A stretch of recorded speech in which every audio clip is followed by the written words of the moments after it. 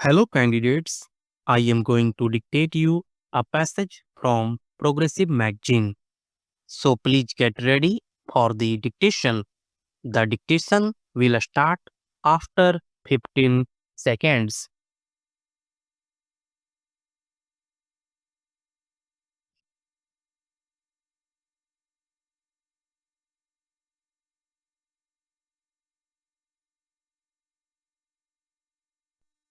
I am very happy to have this opportunity to meet you. Great responsibility rests on the shoulders of our civil services, particularly the Indian Administrative Service. Ours is a large country characterized by great diversity, great complexity, and the unity and integrity of India has to be the primary concern of all those involved in processes of governance. This does not mean that we should lose sight of the peculiar circumstances in which your respective states may be placed. I think ours is a unique administrative setup. It's a federal setup, and services like the Indian Administrative Service platform, that twin combination of concern with local circumstances and at the same time wider concern that these local problems are resolved in a manner which strengthens the bonds of unity and strengthens the nation's integrity. Of all the services in our country, the Indian Administrative Service has performed its role with greatest efficiency, integrity, and commitment to national values. I said that ours is a country of great diversity and great complexity. We have in our country religions, all the great religions represented in our society. We have also large number of groups of people who are underprivileged and who have been discriminated against for centuries. And when the Constitution of India was being drawn up, the founding fathers of our republic took it upon themselves to make up for those centuries of inequality by giving them a privileged position when it comes to admission to civil services are concerned, when it comes to giving them a share in processes of governance through participation in the state legislatures and parliament. It is therefore very essential that our civil servants should be aware of the extreme complexity of managing an entire country of India's diversity. I would therefore urge all of you that though you must specialize in acquiring a deep understanding of the problem faced by your respective states, you must also dwell deep into the whole process of nation building in a country of India's size, India's diversity, and India's complexity. I would also say that we are living in a world where human knowledge is growing at an unprecedented pace.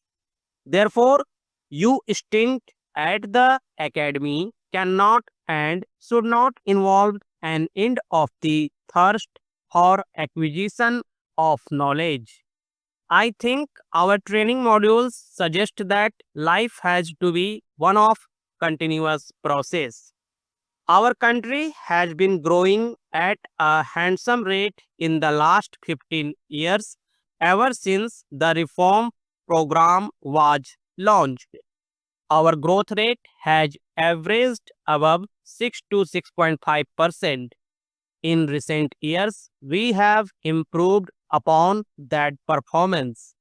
Our growth rate is now around 7.5 to 8%, and we can increase this growth rate, and we need that growth because it is only in a rapidly expanding economy that we can find meaningful solutions to the problems of acute poverty, deprivation, which still characterizes many parts of our country.